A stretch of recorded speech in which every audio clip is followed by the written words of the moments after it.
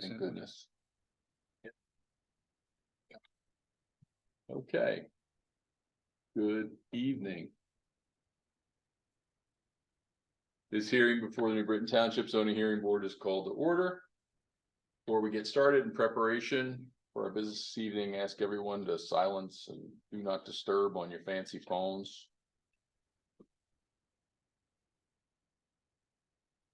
As I've just done.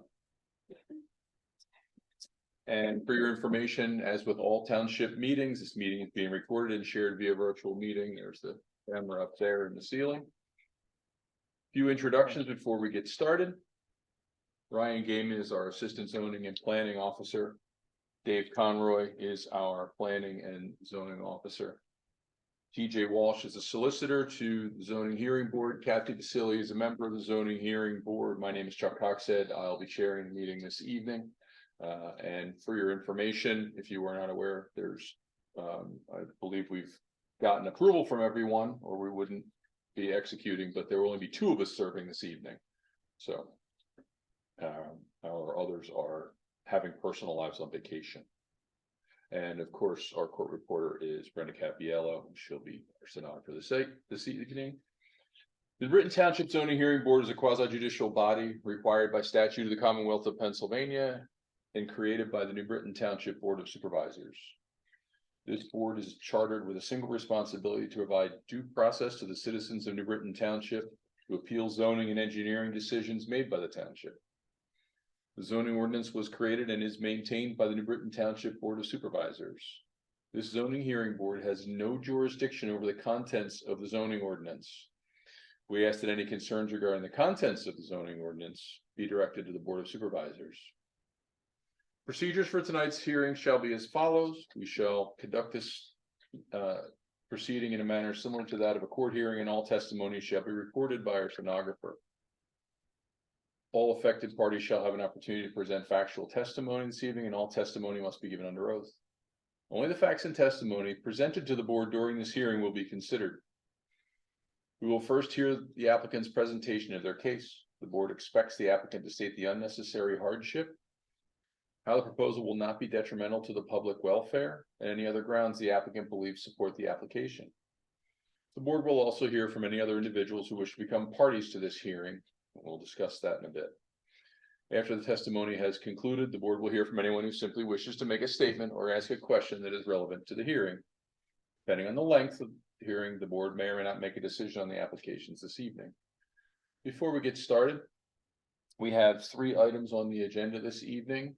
Is there anyone here who is not here to in support of or to testify or be an attorney or such for any of the 3 parties? Excellent, thank you.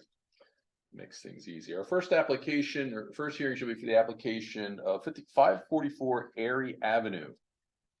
And Mr. Gaiman, will you please read the public notice and place the application on record? The amended application of Tyler Spingler for the property located at 544 Airy Avenue, New Britain Township, Bucks County, Pennsylvania, identified as tax map parcel number 26675. Property is located in the RR residential zoning district. Property is improved with a detached single-family residential dwelling, use B1. The applicant proposes an attached garage addition to the existing dwelling. The applicant seeks to reopen the record and submit supplemental evidence from the previous hearing, granting a variance from the written zoning ordinance section 27902B to permit the attached garage addition to have a front yard setback of less than 50 feet. Thank you, thank you. Mr. Walsh, will you read the board exhibits and help us to frame this? Sure. hearing? Mr. Spingler, do you want to come up? Have a seat. Thank you. All right, the entire exhibit record from the prior hearing that was held on May 18th, we are going to incorporate that by reference. And then I'm going to identify these exhibits bearing some of the same numbers, but meaning B1, B2, B3, and we have B1 from the prior one. But the B1, etc. through B8 that you're going to hear tonight is just from this hearing, your amended pieces.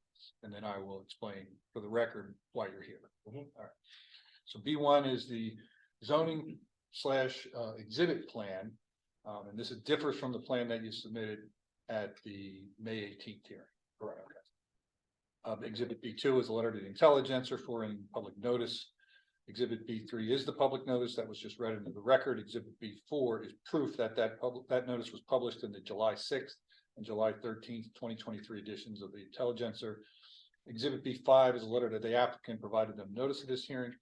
Exhibit B6 is a list and map of property owners that are within 500 feet of 544 Airy Avenue. Exhibit B7 is an affidavit that notice of this hearing was mailed to those property owners. On Exhibit B6, that notice was mailed on July 17th.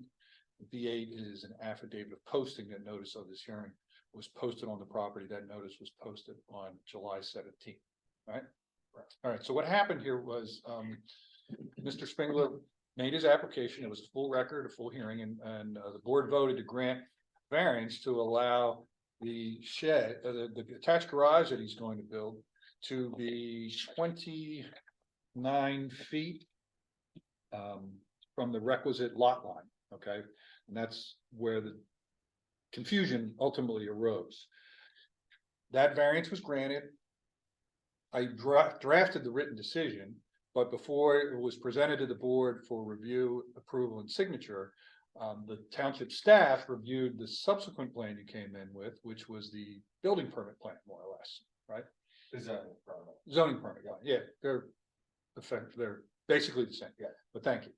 And that zoning permit plan varied from the site plan that came in at the zoning hearing board to the extent that it reduced what was the perceived distance from the right of way, which is where the setback is measured from 29 feet to 16.5 feet. Yeah. Is that right? Okay. And in your defense, you're not an engineer. You're not an architect. You don't draw site plans for a living. You also don't work with zoning ordinances on a daily basis. So the idea of a right-of-way line versus the edge of the cartway line may not mean as much to a layperson. And I do not mean any offense by that. No. But when you were then pressed by the staff, you realized that you had taken that initial 29-foot measurement to the right-of-way line, which is further into your property than the edge of the cartway. And then when you presented the zoning permit plan, you actually took it to the edge of the cartway, which resulted in the discrepancy. Okay. So you provided us through your attorney, provided the township an extension to not issue that written decision. So it's been held. Okay. And then you wanted to come forward tonight, reopen the record so you could present a clearer plan. And now you may begin, but you need to be sworn first. You swear, that's my true public truth. That you saw that.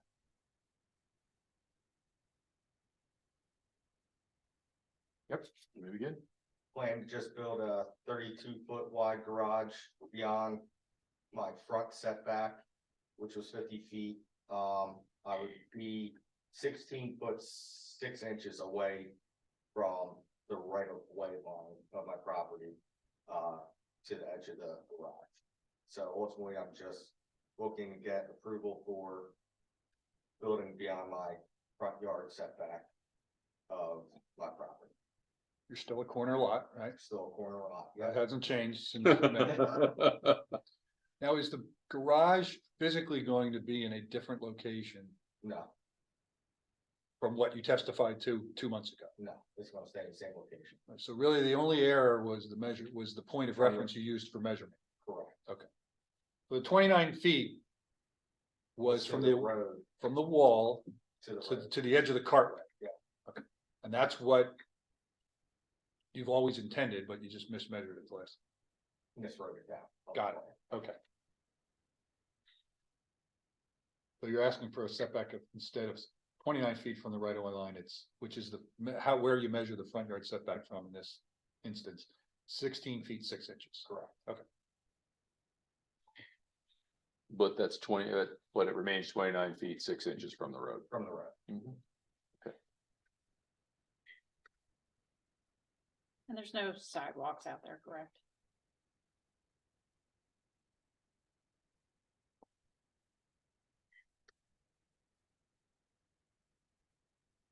Forgive me, I don't remember all the details. Is there any kind of, any kind of water drainage there There's like, adjacent to the road? A swale that diverts the water towards County Line Road. We don't That's have on the any- property. It's on the property. It's on the That's- property. I guess the right of way is 12'6" is used for, I guess, any future Mhm. work they want done, but it's mostly just, That swales within that right of way area? it's not as wide as 12'6". Yeah, It's only probably 6 feet. and forgive me, I don't know the road. Is there any? I don't know what it'd be called, but gutter for drainage. It's a feature of the road there at the edge. So in theory, it would just run onto your property were it not for the swale. Yep. Okay. And all other descriptions that you offered about the garage, use, none of that's, Just for storage, none of that's changed since. none of that's changed. Okay.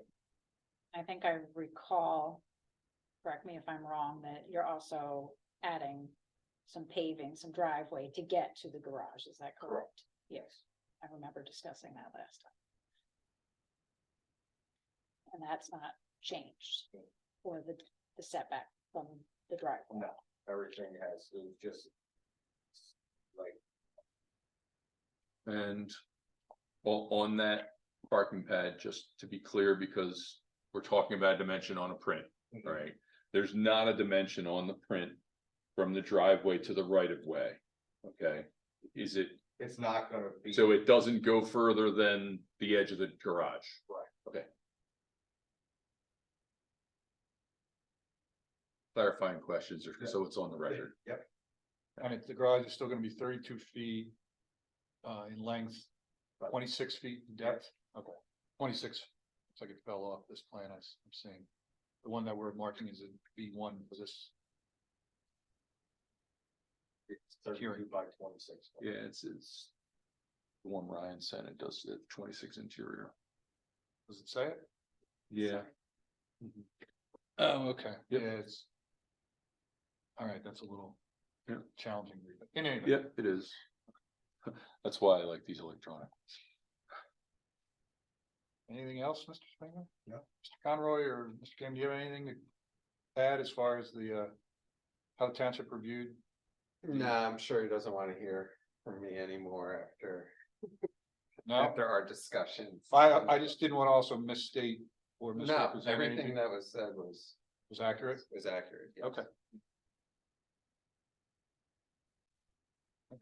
Okay. I have nothing further.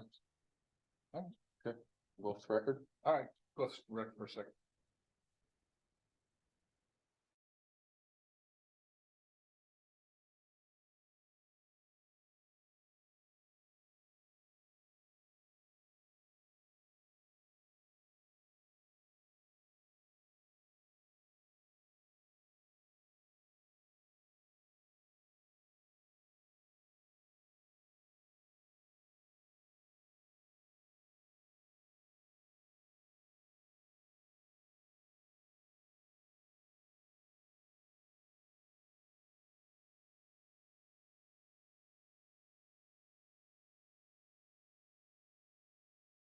The record. From all of my massive zoning hearing board we have here today, do I have a motion?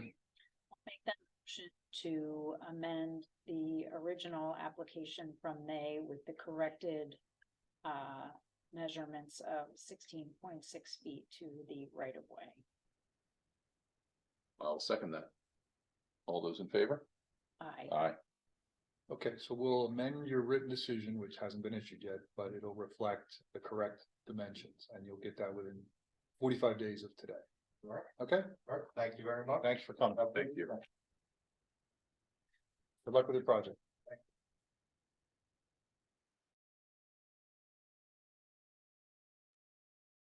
Okay. Our next application shall be for the property 171 Old Limekiln Road. Come on up.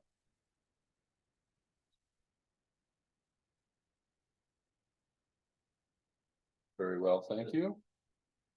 Mr. Gaiman, will you please read the public notice and place the application on record? The application of Jason Lonsdale for the property located at 171 Old Limekiln Rd, New Britain Township, Bucks County, Pennsylvania, identified as tax map parcel number 26460. Property is located in the WS Watershed zoning district. Property is improved with a detached single-family residential dwelling, use B1, an accessory guest house, and an accessory pole barn. The applicant proposes an accessory dwelling, use H14. The applicant seeks a variance from the Britain Township zoning ordinance section 2705 H14 B5 to permit the accessory dwelling on a lot that is 3.06 acres where the required minimum lot area is 3.670. Thank you, thank you. Mr. Walsh, will you please read the board exhibits? They are as follows. Exhibit B1 is a zoning hearing board application. With that were the attachments as follows: an email from Ryan Gaiman to the applicant dated May 23rd, and the current deed for the property dated December 8th, 2029. 2009, excuse me. Exhibit B2 is a hand-drawn site plan. Exhibit B3 is a letter to the Intelligencer forwarding public notice for this hearing. Exhibit B4 is the public notice that was just read into the record. Exhibit B5 is proof that that notice was published in the July 6th and July 13, 2023 editions of the Intelligencer. Exhibit B6 is a letter to the applicants providing them notice of this hearing. Exhibit B7 is a list and map of property owners that are within 500 feet of the property that's subject to the application, 171 Old Limekiln Rd. Exhibit B8 is an affidavit of mailing that notice of this hearing was mailed to the property owners listed on Exhibit B7. That notice was mailed on July 17. Exhibit B9 is an affidavit of posting. The notice of this hearing was also posted on the property. That notice was posted on July 17. Lastly, Exhibit B10 is the Bucks County floodplain viewer aerial and map of the property. Those are the board exhibits. Thank you, thank you. And if there are no objections and no one has come in, we will continue to forego the explanation of party status. Will you please swear in our witness?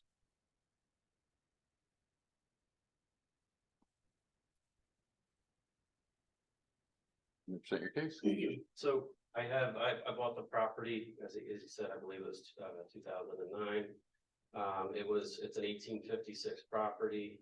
It had two existing dwellings there, one in disrepair, which I fully renovated both homes that are on the property. I've since added a pole barn. Not too long after that, I was asked to upgrade my septic system to accommodate both buildings, which I have done.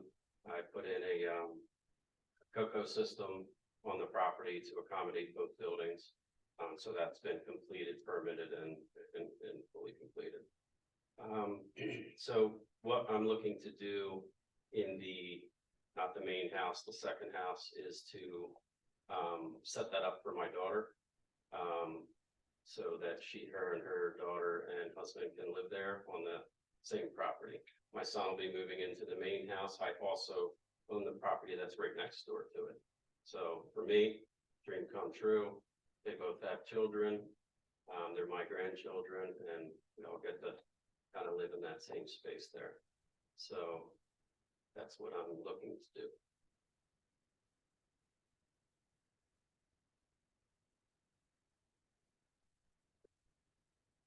You have an interesting shaped lot. To say, when you say you own the property next to it, Mr. Stout, if I'm looking at your To the property right, to the right, correct. okay, so that's the sort of the short and narrow lot, The very small lot. very small lot, okay. It's the closest one to that turn right there on Peace Valley Park. At the actual intersection there, is that, It's not an intersection yet. There's another house before the intersection. well, I mean, at the actual bend On the in the bend. road next to the other lot you own, are there any improvements on that lot, that corner? There's not, just the home that was there that I purchased when I renovated that home. No, I mean, on the actual corner, there's like a pie shaped lot on the corner, So the township, I believe, owns that. okay. That's a swale, that's a drainage swale that the township, that I believe the park system owns. So there Yeah. there will be nothing built on that, No, okay. the park owns that. Here's the public Bucks County. Does it? Okay, thank you, Chuck. Yes, it's a very large, drainage swale there.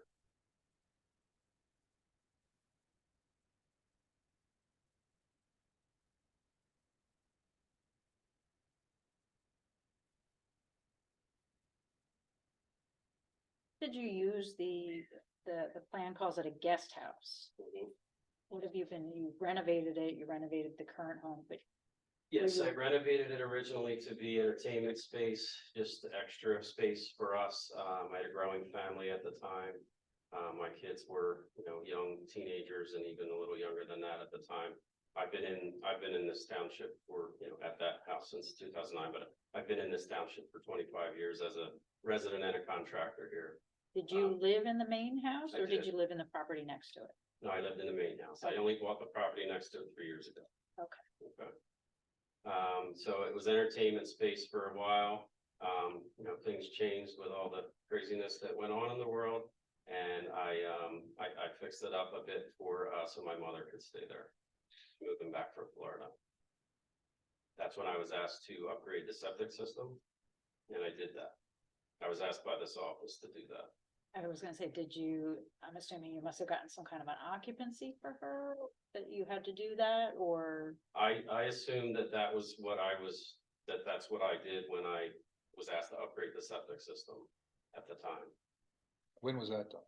The septic system upgrade? It wasn't that long ago, probably, I don't know the exact date, probably 6 or 7 years ago now. 2015, I 16? would say that right around there. Could find that out exactly. So it's been used as a habitable dwelling Yes, with approved septics. and it had all that. It was approved for bathrooms and all through construction plans that I submitted to this, to this office. So it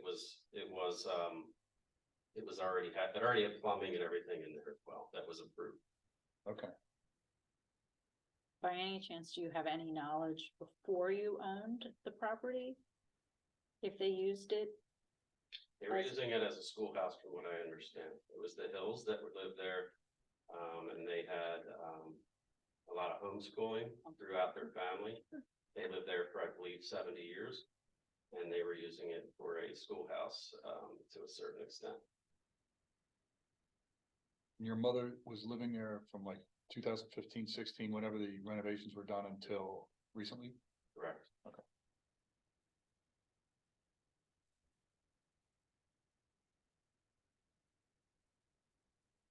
So you said one was an 1856 house. Which was 1850? That's the main house. That's the main house. The one you live in?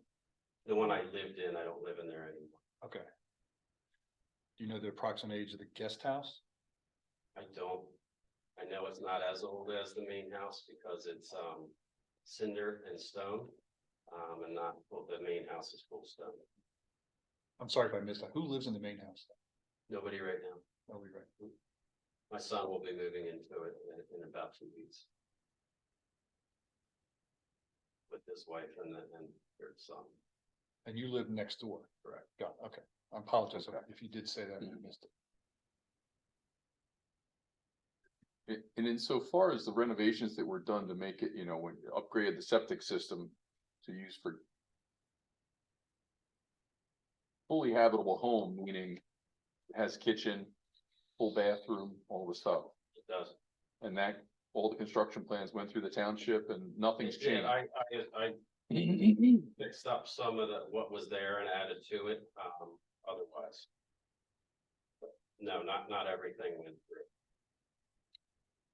As far as getting it ready for her, I added a few cabinets and stuff like that for the kitchen, but everything else was already there. Yeah, so, in order to make it habitable, right, it has to have the requisite kitchen and bath. Yes, That was all essentially there. that was there. Yeah, cabinets are. Yes, They're and before I immaterial. renovated, all that was there as well. It was called a makeshift kitchen and all that, but that was all, I don't know exactly what they were using for. It seemed abandoned, but it's all there. I renovated, but I did a pretty nice renovation on it. When I did the And the county records they confirmed the 1860s for the main house, what they're calling the farmhouse. And the only other date that they that the county has a record of is the, pole barn, which I guess was built according to this in 2017. I built that. Okay. Had that built. There's no electric, no nothing in it, barn, it's just storage. That's my next question. Yeah, No drive to it, and nothing that sits out back. what's in the far rear part of the property? That's where I had the septic put all the way back there. We'd have to see it. The mound, I mean? Okay, Tanks are in the front, if you're facing the house from the road, all the tanks and filtration systems are to the right. And then it gets pumped back to the mound on the rear of the property. And so it's a single septic system, but sized for the two combined dwellings. Well, there's a tank, there's a tank for each Yeah, building. yeah, yeah. And a filtration system sized for both. Okay. And then the mound is sized for both. Okay. 6 bedrooms, I believe is what it is. Assuming you have a well. Yep. You have one or two. 1 well.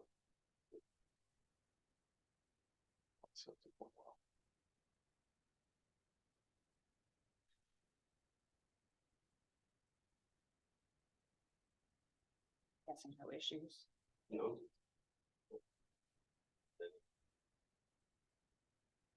We're blessed with water here.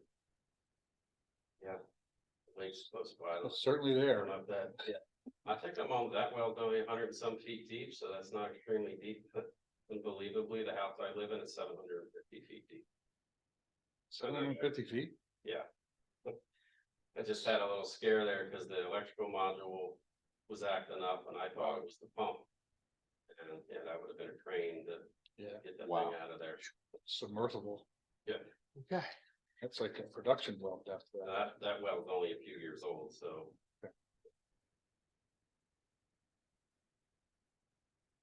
You know, the only suggestion I'm hearing is that this house has been used for a family member.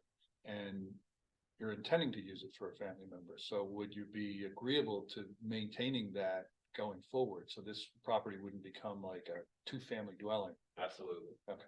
Yep. And I plan on renovating that, re-renovating that building as well. Fully re-renovating it to accommodate. So all that will be planned in construction plans through. So the condition would be the house can be its second dwelling, that's fine, that's permitted, it will be permitted. It will always have to be occupied by a family member or a family member, more or Not a less, rental. not a rental, family member of the occupants of the main house. That's, Yeah. I'm okay with that. Absolutely. It's getting to the point where TJ's reading my mind. How long have we been doing this? 10 years, my friend. 10 years. Okay, anything further, TJ? No, sir. All right, we'll go off the record. Are you? No, it's my wife, I mean, my mother.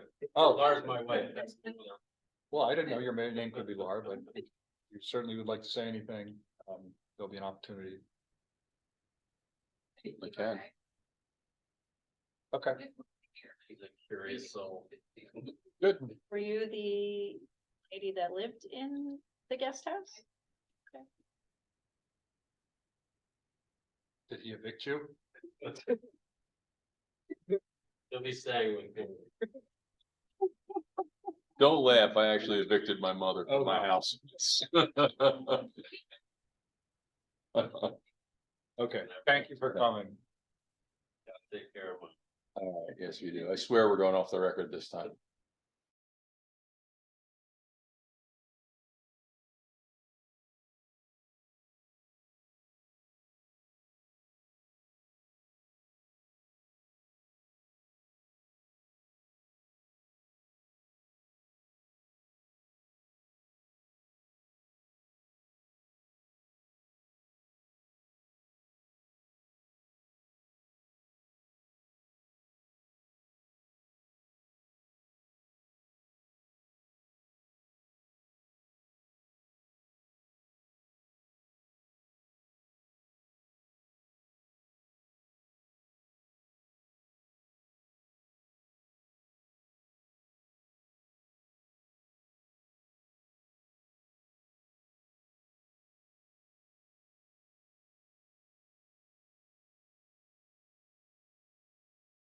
We'll go back on the record.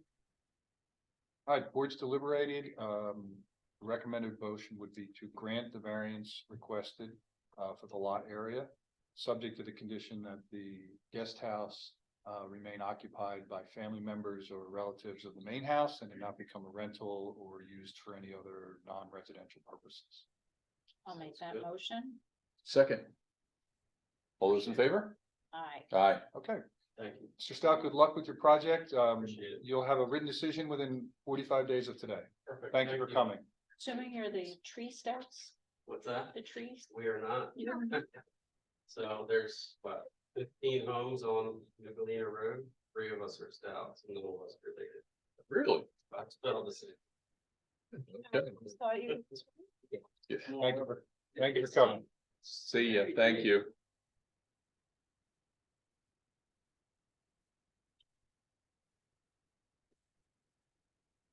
Clement? Give us 1 sec.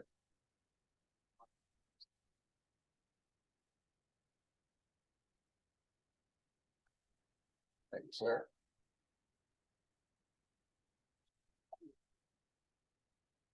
Sorry.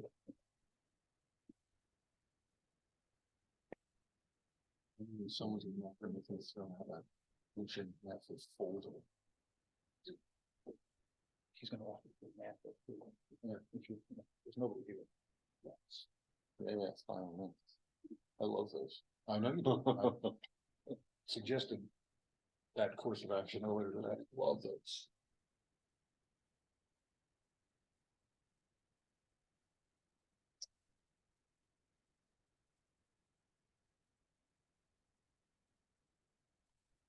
Ready? Okay. Our next hearing shall be for the application 1100 Horizon Circle Suite 100. Mr. Gaiman, will you please read the public notice and place the application on record?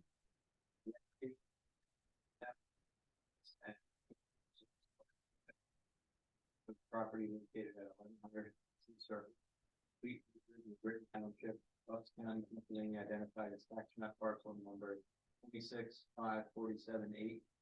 Property is located in the C3 Commercial Zoning District. The property is improved with a non-residential building. The applicant proposes to conduct a pet resort use A13 at the property. The applicant seeks variances from the following sections of the New Britain Township zoning ordinance. A, from section 27-1401 to allow pet resort use A13 where such use is not permitted in the C3 zoning district. And B, from section 27-5A, A13, B3A to permit a capacity of more than 80 pets in the daycare portion of pet resort use.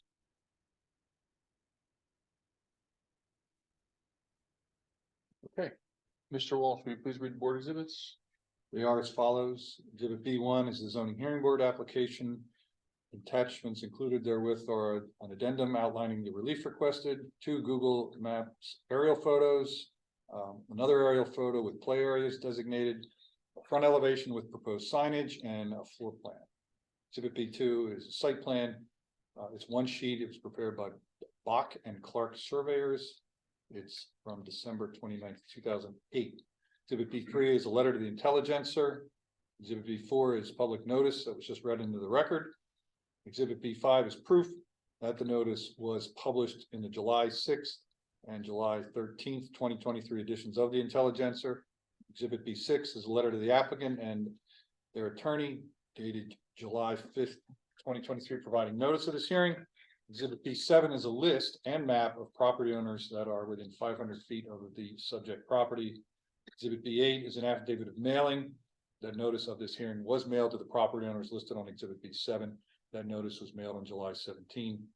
Exhibit B9 is an affidavit of posting. That notice of this hearing was posted on the property. That notice was posted on July 17. Lastly, Exhibit B10 is the Bucks County floodplain viewer aerial and map of the property. Seeing there's nobody else here, as the chair indicated, who's not either a witness or a party, we will dispense with the party status Thank you, sir. recitation. Will you please swear our witnesses? Or witness? May it's the truth, the whole truth, and nothing but the truth. Name her. I do. No, your Oh, name. I'm sorry. Kevin Tennant. Tennant. Thank you. Thank you very much. My name is Joe Clement. I'm here representing the applicant. To my left is Kevin Tennant. He is the franchise's vice president of franchise operations. Behind me is Kunal Patel. He is going to be the franchisee and prospective tenant for this particular property located at 1100 Horizon Drive, Suite 100. It pleases the board, since we don't have it in public, I'd like to make an offer of proof. Have Mr. Tennant adopt what I've said as his testimony, and while I'm doing that, introduce A1 through A6, which I have handed up to you this evening. A1 through A6 correspond to the exhibits that were attached to the application, but just for clarity, I'll refer to them as A1 through A6. If we look at A1, that's the Google map aerial of the property and surrounding area. This is 1100 Horizon Drive, Suite 800. The entire property is approximately 5.3 acres. It's included with a building that has 2 tenant spaces in it, as well as drive aisles and parking around it. If we turn to A2, that's the original site plan of when the building was constructed in approximately 2010. The only real difference between A1 and A2, you can see that when County Line Road was improved, there was a kind of slip ride that was also installed on the property. Didn't really affect anything other than providing access directly to County Line Road instead of just Horizon Drive. This property was the subject of an application that was before this board about within the last year for a adult daycare use on the other side. So if we look at A3, you can see that our tenant space is on the right side of the building. The proposed adult daycare would be on the left side of this building. That proposed adult daycare is still going through a number of permitting processes through the state and has not yet occupied the premises. The last use of this particular building was as a large financial institution advisory firm. COVID hit, they did not come back to work. Eventually they left the building and it has been vacant ever since. The vacancy has been, despite the landlord's best efforts to fill the space with an office tenant, they just are few and far between these days, especially with the amount of office space that's on the market.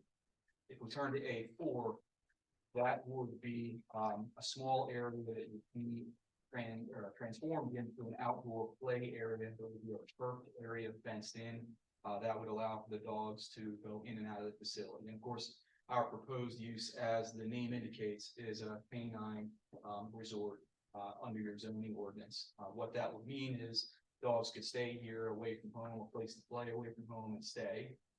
They would be allowed to stay here during a day for a daycare visit, or they could stay overnight, depending upon what the needs are of their owners. I can go through what the actual day would look like in terms of the number of employees and the operations of the business if you would like.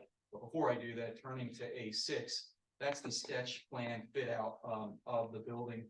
And again, you can see there's a small area that is impacted from a parking perspective, but that does not require any parking variance or reduce the amount of parking under the amount that would be required for this use in the proposed daycare.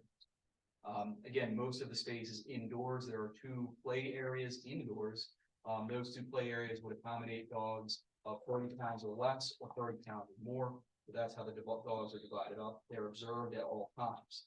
There's always a pet technician with the dogs, if not 2, depending upon the number of dogs that are in the room. Also, you can see there are various runs and kennels throughout the facility. That's where the overnight guests would stay. Everybody would come through a reception area that's at the front of the building. We do have, I believe, there's A5, what would be what is a rendering of what the facade of the building would look like. They would face County Line Road. We're not here requesting any sign variance or sign relief to the extent that this package does not comply with the township's zoning ordinance in that respect. We'd either be back before you or make the package comply. This was simply to show you what the rendering or what it possibly could look like. So if the board has any questions, we'd be happy to answer them about the operations or what have you. But other than that, we have nothing further. I think that a little more detail on the operation would Sure. help, because we are talking about a use variance. Sure, absolutely. So, the hours of operation are Monday through Friday, 7 to 7, Saturday and Sunday, 9 to 5:30. There's a pre-opening period that starts at 6 o'clock. That would be for employees to come in and check on overnight guests and what have you, and make sure that the facility is ready for the day. Post-closing to 8 p.m., same thing, making sure that everything is cleaned up, ready to go for the next day, and for the guests to arrive. Maximum number of dogs in the facility at any one time would be 120. Based on the 21,000 square feet that this facility is, that's what makes the most sense. There are requirements of how many square feet, or there are minimums, I should say, of how many square feet per dog. This facility would meet those minimums. There Are would those be- minimums, are they state regulations or They're not really state regulations or guidelines more than anything else. industry? Industry standards. And There what, would be, if you know, what would the minimum square footage per dog be, and is it broken down on weight, breed? it's not broken down in weight or breed. Our brand guidelines for large dogs, for 30 pounds and over in the large dog daycare is 18 square feet per dog. And then on the small dog, which is 30 pounds and under, is 12 square feet per dog. That's our brand guidelines, unless it's dictated by the local jurisdiction. Thank you. You said that was 12? 12 square feet per dog, yes. Thank you. As far as employees are concerned, there would be 7 to 10 full-time equivalent positions. That really equates to between 14 and 24 employees. There are 2 shifts that are staggered. At any time, there'll be 2 front desk shifts. Those front desk shifts would have between 1 and 4 employees on them. That's a 6 a.m. to 2 p.m. and then a 2 p.m. to close, 2 shifts. There would also be 2 pet technicians in each of the facilities, depending, each of the rooms where the dogs are, depending upon how many dogs are there. That could mean 3 to 5 employees overall. And again, 2 shifts, 6:30 a.m. to 1 p.m. and 1 p.m. to close. That's the shift for the week. Does it just have the same kind of lead time for weekends? Yes, So if it's an hour, because it's 6 a.m., then it would be 8 a.m. on Saturday and Sunday. No, the staff would be in at 6 a.m. The weekend hours are 9 to 5:30 to the public. The staff is in for the same amount of time as they would be during the week. Thank you. so there's a pre-opening period starting at 6 o'clock when. Regardless of when the public opens. Right, yes. Okay, thank you. I think that's in short, that's the synopsis of how the operation runs. There is a lot of detail that we can get into about HVAC systems, sound attenuation. But these folks have a lot of experience with these franchises throughout Pennsylvania and New Jersey, and other places now, I believe, as well. And have not had any issues with respect to adjoining tenants or having because of noise or sound. I'm particularly interested in the sound attenuation, given that, as you pointed out, we just recently approved an adult daycare there. And while I have no professional experience or personal experience whatsoever, I could imagine that there might be someone in that adult daycare who might be sensitive to various things. Sure. They're there for a reason that's above my pay grade. So I'd like to hear about sound attenuation. Everyone. Sure, absolutely. Yep, I'm happy to.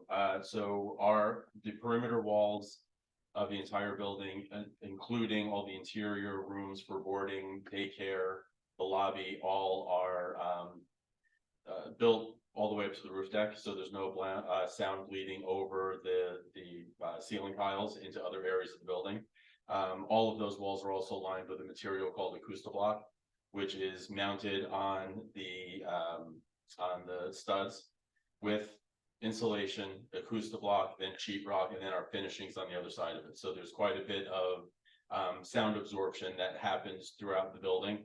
The ceiling tiles are also sound mitigating quality tiles by Armstrong, and they are essentially a foam insulation material that has a membrane around the side to keep any sound waves from traveling inside the grid, traveling into other areas of the building. So that's basically what we do on the inside of the building. All hard surfaces, we have very little issue on any location. We have about half of our locations right now. We have 25 open locations. About half of them are in inline retail, and do not have any issues with our neighbors. Our outside areas, we'll talk about. So we use a 8-foot fence material. It's a rotationally molded vinyl fence called Buff Tech by Certainteed. It is used for sound barriers on highways. This material is basically absorbed 98% of direct sound waves that hit it. So our fences, being 8 feet tall, are for the safety of the dogs. So no dogs are getting out, no people are getting in, but also for sound control. So a typical dog stands about 2 feet off the ground. Our fences are 6 feet, and that tends to help any sound bleeding from happening outside of the area. If the dogs happen to be a rowdy bunch that day and they're outside, our pet techs are trained to bring them all inside. It's important to us to be good neighbors to everybody. So we let the dogs out for 5-10 minutes, depending on the weather, and then they come back into the inside playground with the doors closed to avoid any issues in the neighborhood. And since you mentioned it, my second thought is, having been into these types of facilities before, is the odor. Mhm. It's not that it's not offensive to me. I'm a dog guy, but again, in light of the neighbor, Mhm. it's not for me to decide on someone else's behalf. So I'd love to hear about, I'll say the HVAC, but let's just say the air and odor handling. I'll go through all of it for you. So our buildings have at least 5 zones of HVAC throughout the building. Each of those zones are segregated from other areas, and that's to stop any sort of infections, illnesses that could travel throughout the resort. We have at least 12 to 15 fresh air exchanges at any given time. So we're constantly pumping fresh air from the outside into the building, recirculating it, rather than constantly recirculating the same air throughout the building. 12 to 15 fresh air exchanges and Per hour. Per hour. Per Thank hour. you. We also use UV light technology by Airy Ave. These are specialized units that are mounted similar to this air register right here in all areas where dogs will reside, including the daycare rooms. We also have UV light technology built into the duct returns leading to the HVAC units as a second line of defense to kill any odor causing bacteria. Our cleaning materials that we use, we have a very strict cleaning protocol that occurs throughout the building at given times of the day. We use hospital grade cleaners by Virox. It's called Rescue. It's a hydrogen peroxide based cleaner. Basically kills any sort of bacteria you can imagine. We also utilize a product called Odor Pet, which is a bacterial enzyme that basically destroys organic material that could cause odor. So urine, feces, things like that, that Odor Pet eliminates that waste. In addition to that, all of our surfaces in the building are hard surfaces. So we use epoxy floors in every area where the dogs will stay and play. So that's the daycares and the boarding rooms, and our porcelain tile or non-porous, all with antibacterial qualities. So it's very important to us to have a very clean, safe environment for the dogs, and there's really been no detail that's been overlooked to ensure that occurs. Kevin, if you could go through the outdoor cleaning process as well. Sure. So the outdoor turf yard. So it's a special product called canine grass. It's essentially a artificial turf, like a soccer field or football field without the rubber infill. So it drains just like your backyard would, where your dog would go out, eliminate in the backyard, and would seep into the ground below. We sanitize those areas twice a day, in the morning with Rescue. So we sanitize all the fences, the play equipment, and the turf. And then at night, at the end of the night, when all the dogs are back inside and daycare is shut down, we go back with Odor Pet and again, spray down all the fences, the turf, all the materials. So it's a fresh, clean environment for the next morning. Solid waste is removed as solid waste occurs. Absolutely. Nothing is laid there for the remainder of the day. If the dog eliminates on the outside, our pet techs will pick it up immediately, dispose of it, and if there's any residue, they'll hose it off. And then at the end of the day, our sanitation process will take care of the rest. And when you hose it off, where does the drainage go? So our turf areas, by Forever Lawn, the material is called canine grass. Will essentially remove the impervious surface in the back, opening up the earth below. And then there's about 4 inches of crushed aggregate that go on top of that soil. And then the turf material goes on top of that. So there's essentially no runoff whatsoever. That crushed aggregate area is a retention bin for that water, and it just seeps into the earth below. And is there a roof over the play area? Just the fence that you mentioned? We have fence. Some locations do have shade sails. Okay. That's been a more regular thing in the new resorts that we've been opening, just to have a little bit more of a shaded area for the locations. I'd say about 4 of them in the system right now have a permanent structure that was required by the township to have that. But otherwise, it would be some locations have a backyard umbrella throughout the outdoor areas, or they'll do permanent shade structures. I'm thinking about rain and, since you mentioned impervious. And last question, I'll let somebody else get a word in edgewise. Waste disposal. Yes. What's the procedure for waste disposal? So every day, or as we were mentioning, a dog eliminates solid waste in the outdoor or indoor areas. It's picked up immediately and cleaned up. It's triple bagged, so we have poop bags, for lack of a better term. We pack it up, we put it in a contractor bag, and then it is sealed in another bag at the end of the day, and then thrown in an outdoor dumpster in the dumpster area, identified for the building. And depending on how much waste is provided, in the dumpster, we'll have multiple pickups throughout the week through a regular sanitation company. Okay.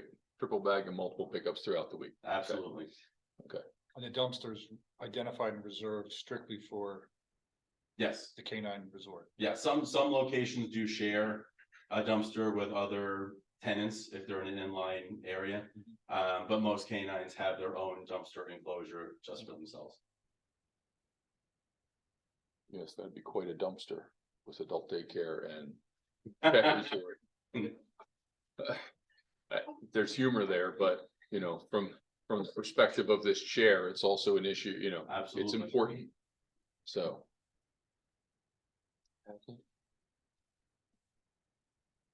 Do dogs ever get walked, or do they only go outside in the fenced in area? They are owned, when they're in our custody, they do not ever leave the perimeter of the building. So they're not brought out, walked on the street. They're always contained, whether inside the building or in the exercise yard.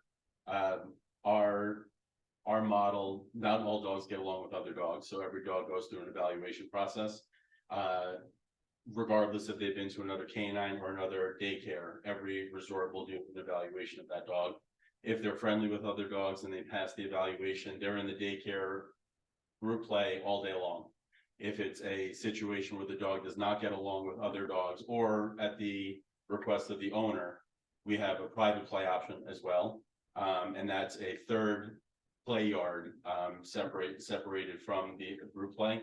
And that you could consider a walking area for the dogs. They would play with one of our pet techs, but it's still inside the perimeter of our space, never leaving our space to go walk on the street or in the parking lot or anything like that.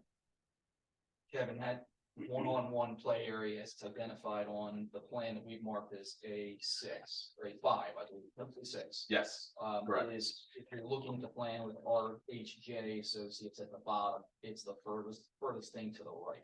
Thank you.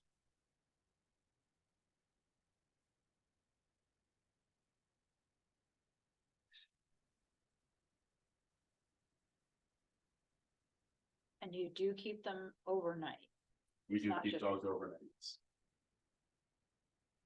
So again, if we're looking at that same plan, Kevin, that we've identified as A6, those are smaller boxes with all the runs or hotel rooms for the animals. They are, well, don't say hotel rooms, we don't board dogs overnight outside. So they're elimination pens for dogs in the morning. So when our staff comes in the morning for dogs that are we do a procedure where we're running the dogs outside, letting them eliminate while we're cleaning the rooms and feeding them.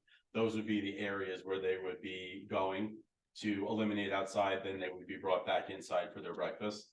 If they were private play dogs, if they were approved for daycare, then they would be brought out into the group play yard, do their elimination, then would be brought back inside again for their morning meal. Right, and to be clear, there's no outdoor run area, that's what you meant. That is correct. The dogs are never boarded overnight outside of the building. They're always inside the perimeter of the building.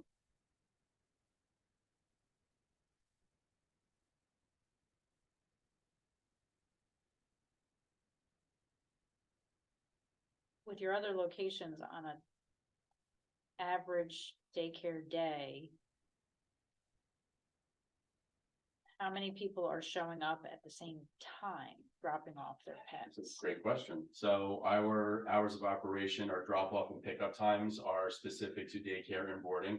So during a time like right now, we're in the peak of summer. We are more of a boarding model than we are a daycare model because folks are on vacation and dogs are staying with us. So our occupancy for boarding is at its highest peak right now. During transitional months in the spring and the fall leading into the holidays, we're more of a daycare model. And that's where most of the traffic is occurring between the hours of 7 and 9:30 in the morning, and then 5:30 and 7 at night. And that's really where folks are dropping their dog off because they're on their way to work and then coming back to pick up their dogs from work. That's the daycare drop off and pickup hours from 7 a.m. to 9 a.m. or 9:30, and then 5:30 to 7. The 9 to 5:30 time in the middle is the time designated for boarding, drop off and pickup. So it avoids the congestion in the parking lot for everybody coming at the same time to whether they're boarding or dropping off, all at the same time. Our model is also all reservation based. So all of our guests are registered. We know when they're coming, what time they're coming. It's all part of our reservation process. So when you were to call and make a reservation for boarding, we would ask what time you were coming to drop off, what time you were going to pick up, so we can schedule all of that within our operations. And our transaction time frame is very quick. So a daycare transaction is literally 60 seconds. You bring your dog into the lobby, you hand your dog off to one of our CSRs at the front desk. The dog is out in daycare and you're on your way out of the building. So the owner does park the car, get out of the car, Walks into the lobby, Walk- correct? and is it done in the same way for pickup? The owner gets out, parks, goes Correct. in, or, so nobody brings the dog from your building outside, like the dog is always in, The owner's custody until they walk into the lobby. okay, Correct. and the dog is not, the owner's not in the car, and someone No, from the proprietor is not walking it out. no, Okay. the owner comes in with the dogs. For a boarding drop off, because there's more details to the transaction, it's about a 2 to 3 minute transaction.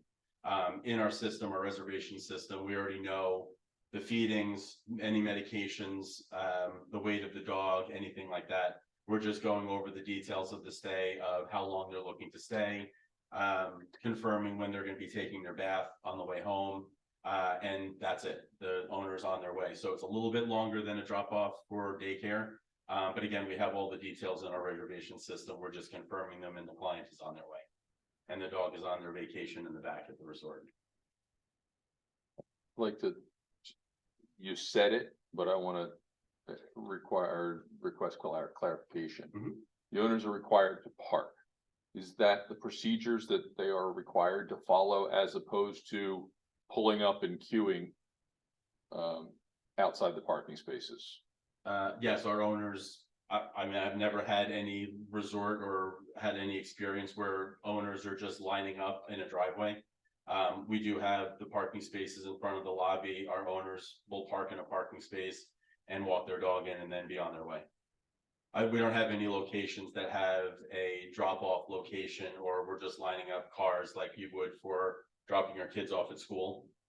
It is they will park in a parking space and bring their Yeah, dog. clearly it's not, there's nothing in this plan that we see that designates that No. kind of drop-off No. capability.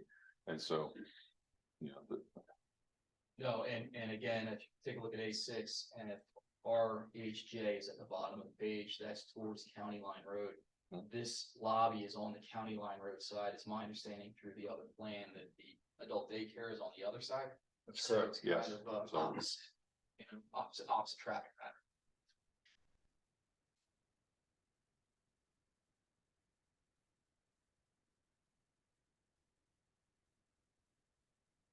Yeah, I do have a question.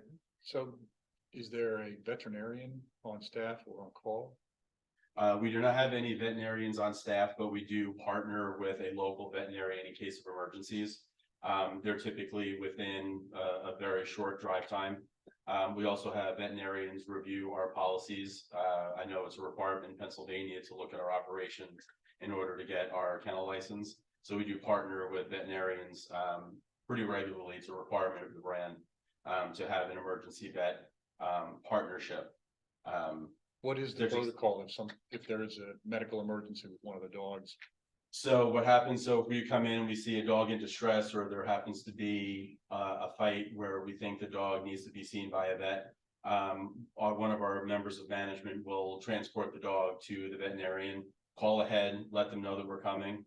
And then also call the owner immediately, as to let them know of an incident and that we're bringing the dog to the vet. That sounds like the only time that pet would leave the facility in your custody. Absolutely, yeah, in case of an emergency, for sure. Okay. It's also important to note that we have a camera system and security system in the building on at all times. It is not viewable to the public. It is for internal use only, and that's for franchise owners, management, to have visibility to what's happening inside the building at all time. We also have fire systems. Every canine resorts is it's mandatory to have a sprinkler system, smoke detectors, smoke and fire monitoring, as well as burglary monitoring as well. In this case, turning the question to the veterinarian, I think Spark Animal Hospital is right there. That would be a natural partner if they were willing to do it, and then also looking for a 24-hour vet. Yes, absolutely. Was thinking the same thing. It would be a shame to put the dog in the vehicle short of weather, Right, given the proximity and their willingness to agree. yes. But It's a they're not nat- an emergency vet. They're not, right, correct. But it is a natural partnership for normal hours of operation. Is anyone in the facility for the hotel stays overnight, or they leave at a certain time and come in the morning at a certain time? I think you said it, but Yeah, so we do not have overnight staff, and that is by design. So dogs are very curious in nature. The brothers, Stephen and Jason Parker, that started this brand over 20 years ago, did tons of research with a lot of competitors, pet professionals, things like that. And any of them that have overnight staff, it's typically a cleaning crew, and they're disturbing the dogs, and the dogs are not resting overnight. They're agitated. They want to see what's going on. They're barking. They don't get a restful night's sleep. Our overnight staff, or we don't have overnight staff. They leave, depending on the number of dogs in the building, typically by 8 p.m. After all the dogs are walked for the final time, fed, watered, they're all checked into their rooms. We turn the lights off. We have spa-like music playing in the building. It's a very calm, quiet experience for the dogs.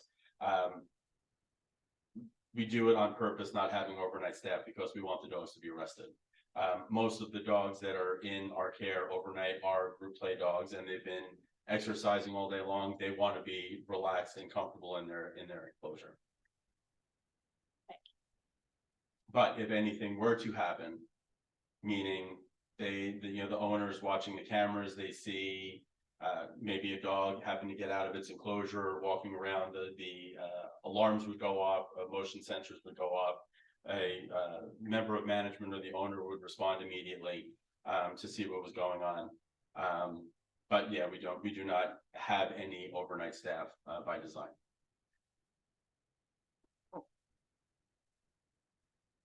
So just, so clear, the cameras are restricted. Who sees the feed? It's the owners, the franchise owners and management of that resort that have access to the cameras. When you say owners, it's not the dog owner. Not the dog owner, the owners of the facility, the franchise owner. You don't want that, dog owners are wacky. Well, I know, I wanted to make sure that when I write this up, that I use the proper. That's also by design to ensure, the clients go on their vacation, we want them to be relaxing and not being focused on, their dog and what they're doing all day long. And the cameras are throughout the entire resort, in the lobbies, hallways, boarding and daycare rooms, in addition to any perimeter doors on the outside and the outdoor play area. So we have full visibility of the entire resort. My wife's a professional dog walker. We should trade stories. A million years ago, I was an animal behaviorist, just fancy word for dog trainers. Don't judge me then. Anything else? Mr. Walsh, it's appropriate, then I'll have Kevin adopt what I've said as his own testimony, since half what was said was my testimony in the beginning. That's fine. It is appropriate. Thank you. You're hired. You did a great job. Thank Just in time. That's voted yet. Heck of an interview. You might wanna wait till the. Yeah, they haven't voted yet. So Kevin, been with me here throughout the entire hearing. Yes, Okay, good. And you've heard everything I've said. yes, I have. And if given the opportunity, you would adopt what I said as your own testimony? I would. Is there anything you'd change? No. Testimony? Thank you. Guess I passed. And your exhibits A1 through A6, they will be received. Not to deprive anybody else who would like to speak, but if there's a hand up there in the back. Talk about the daycare. Excuse me, sir, Of the will you building? give, will you just give us your name for the record, please?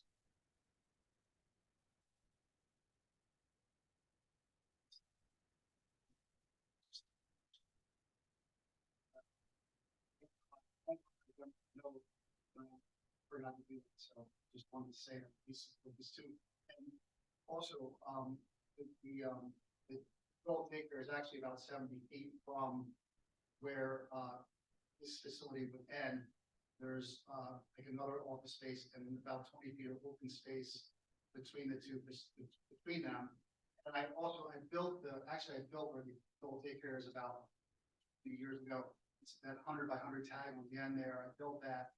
And Prudential had already been in where these guys want to go. And they're two totally separate in terms of odors. They're separate buildings, like it's not like a common area, where you could even have odors effect. So I just want that, because I forgot, just want to let you know. Thank you. Thank you, that's very valuable. Thank you. Valuable information. Just to help the court reporter out a little bit, how do you spell your last name? R.A. And you're I'll call it authorized representative Liborio, Liboriolp, which is the owner. Thank you.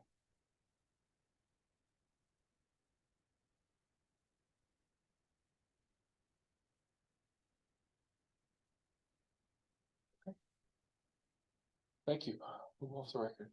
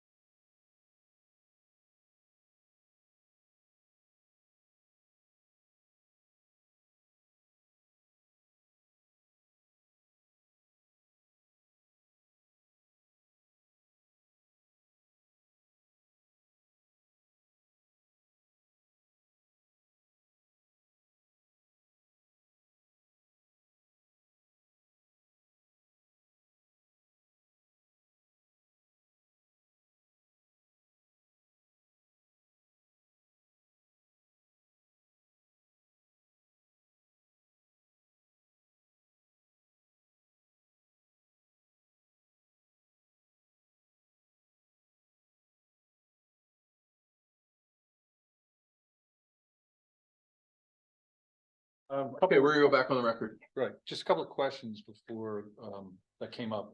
Can you give the dimensions of the outdoor play areas? I don't know if it's the scale on the exhibit, but typically what we look for is anywhere from 2,000 to 2,500 square feet in total for the three outdoor yards. And what about the indoor play yard? Indoor depends on the size of the building. This particular building would be 1,100 square feet to 1,200 for the large dog daycare and about 600 square feet for the small dog. Do you wanna continue? Yeah, I was more concerned with the outdoor. Mhm. And so you said it's a maximum of 2,500 for all three. Yes. In any one of those three areas, what's the maximum number of dogs that would be? Our At one time. calculation is based on the inside room, not the outdoor area. So I don't have my phone on me, but for 1,200 square feet, it would be roughly 60 large dogs, 65 large dogs in there, and then probably closer to 50 for the small dog room. That's for the indoor. For the indoor, that's how we calculate the number of dogs that are the capacity for daycare. And that's inclusive of boarding dogs. So we would not have any more. Our company sets the capacity for each location. So if we have, for instance, the capacity for a resort is 100 dogs and 80 dogs are boarding, we can only have 20 daycare customer drop-offs on that day. Our reservation system won't allow any dogs over that limit based on the size of the square footage of the indoor daycares. Okay, but what about the number of dogs in the play area at one time? The outdoor play area? Or the indoor play area? Yes, So if the maximum was in large dog were 60 dogs, we would have the 60 dogs outside. It would be the same 60 dogs. We wouldn't be adding additional dogs to that space. so all dogs, in theory, if there were 60, if that were the calculation, and that's how many, all dogs would be in the play area at once. Well, I mean, they could go back and forth between indoor and outdoor if the doors were open, but there would not be. So they have more. free reign. So They would it's have- like an outdoor dog park. Correct. Supervised by our pet techs. How many pet techs? Well, depends on our brand standard is 1 to 20. So for every 20 dogs, we add one additional staff member. So if they were at capacity, they would have 3 to 4 pet techs in the large dog daycare, 2 to 3 in small dog if they were at full capacity. Do the pet techs get any kind of training on how to handle any circumstances that might occur? They do, yes. We have a whole training program called Canine University. Every level of employee at a canine must go through a certification process. Managers have to go through additional certifications through the PPPC, it's the Professional Pet Boarding Certification. They also have to be infectious disease certified, as well as all employees must have pet first aid training to be an employee of canine. A regular staff member, whether it's front desk or back end, go through our certification program. That was developed by parts of the IBPSA, the International Pet Boarding Association, and our partners at the Pet Dog Gurus that are very well known in the pet space with doggy daycare and pet boarding. So they're partners of ours that we've adopted a lot of their training into our certification programs. Any other questions there to you? Well, I want to make sure you understand where we're coming from, at least the board's discussion was trying to get because the plans aren't clear, a sense of how big these outdoor play areas were. So those that could be built into the relief that's granted. Right. So you have an aggregate for all three of 2,500.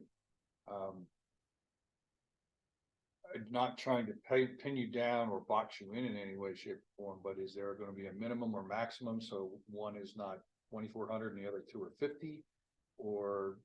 It would be in total, so I mean, it's about 833 on average, you know, divided by 2,500 divided by 3, but I'm not saying they all have to be that size, but we want to get a sense of what's a maximum, what's a minimum. I would say for this space and the amount of space that's allotted for this building, the most we would have would be 2,500 square feet. And that would be in total for private play, which is typically 400 square feet, 500 square feet.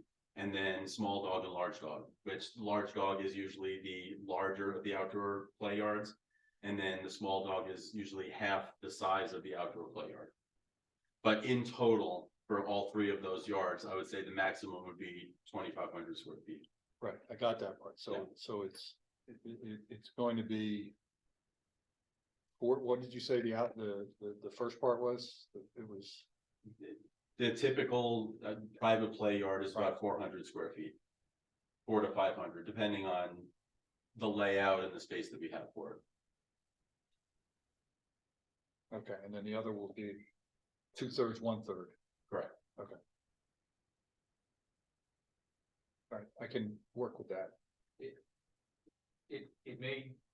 It may help if we look at the last exhibit plan, just as a point of reference.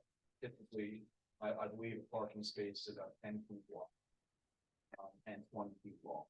So if we look at that last sheet, you can see the far left of the outdoor play area, that's roughly 4 parking spaces.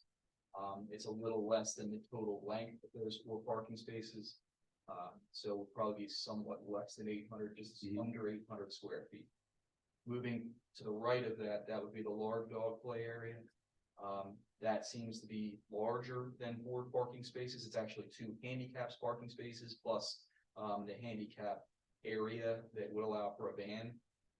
And then another parking space on the other side. I would hazard to guess that that's probably 60-ish in length. And again, the same width. So I would hazard a guess. I mean, if one's 800 and as Mr. Tennant said, the other one's twice that, that's about 1,600. So Yes. but that would leave you only about 100 for the one-on-one. And then the one-on-one, again, there's a row of what I'll call the outdoor spaces, where dogs won't be boarded overnight, but they could be staying overnight. And then you go through a fenced-in area and into that one-on-one play area, which probably is a few hundred feet.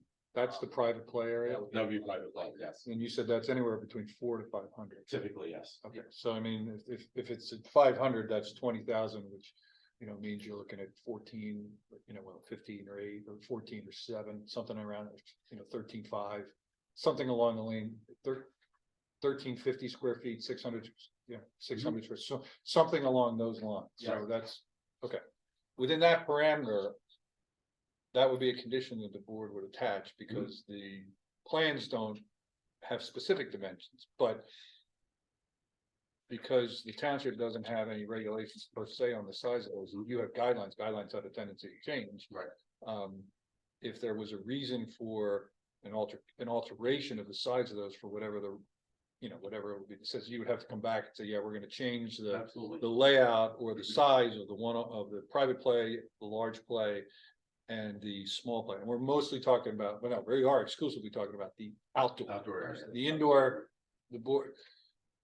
It's not that we don't care, it's just that the board's not as concerned with that part. That's understood.